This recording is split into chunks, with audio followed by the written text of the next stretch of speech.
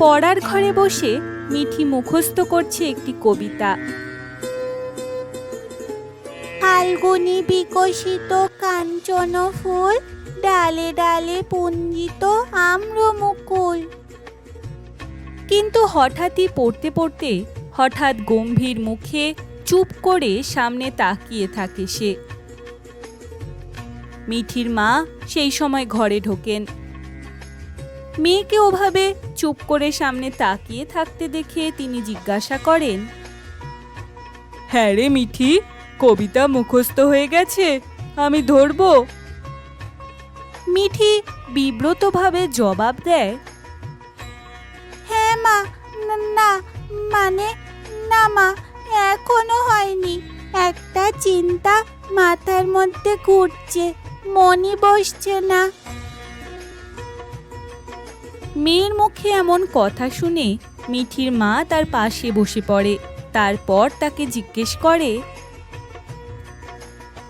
কি রে, এমন কি চিন্তা যে তোর মাথা খাচ্ছে? মা, একটা কথা বলিনি তোমাকে, স্কুলের একটা ঘটনা, খুব খারাপ লাগছে। বল না বাবু, আমি কিছু করতে পারি কিনা সেটা দেখছি তারপর।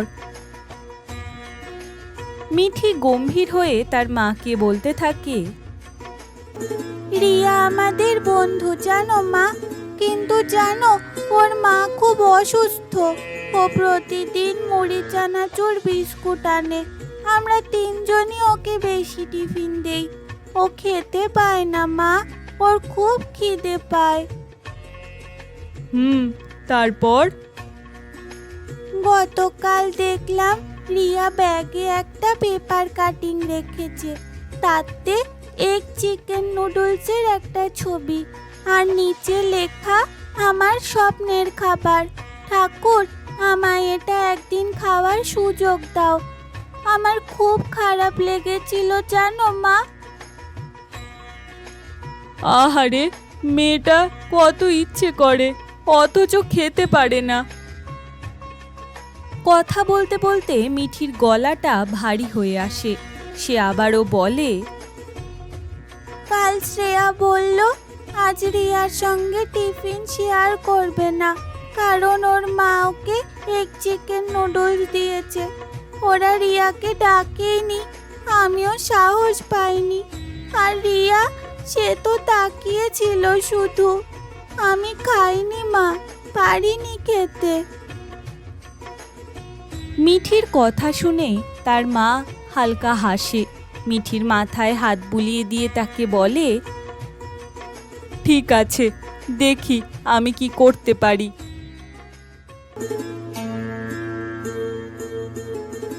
পরদিন সকালে মিঠি স্কুলে যাওয়ার জন্য তৈরি হয়। সে নিজের ঘরে বসে মোজা পরছে। এমন সময় মিঠির মা তার ঘরে আসেন। এই নে, তোকে আজ দুটো টিফিন বক্স দিলাম, একটা তোর আর একটা রিয়ার। মিঠি অবাক হয়ে তার মাকে জিজ্ঞাসা করে, দুটো? কিন্তু এর ভেতরে কি আছে? এখন দেখার দরকার নেই, স্কুলে গিয়ে দেখবি কেমন। এখন তাড়াতাড়ি যা, দেরি হয়ে যাবে।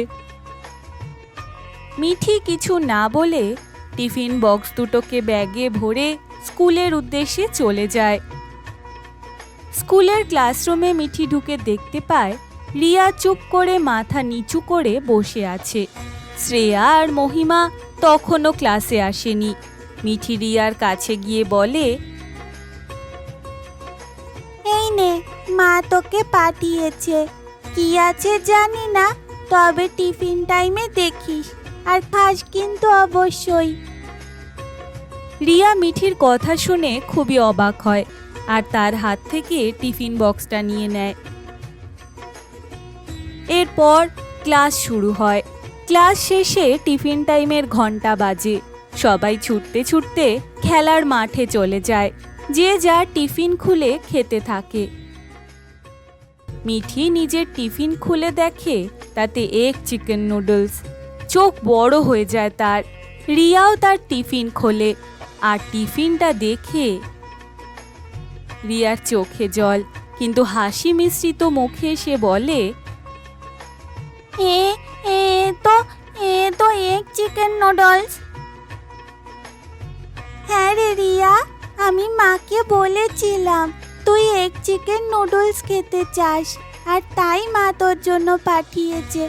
চল তাড়াতাড়ি খেতে শুরু কর, আর কেমন হয়েছে বল। রিয়া তাড়াতাড়ি টিফিন খেতে শুরু করে, তার মুখে প্রশান্তির হাসি। মিঠি তাকিয়ে তাকিয়ে রিয়াকে দেখে, খুশিতে ভরে গেছে রিয়ার মুখ।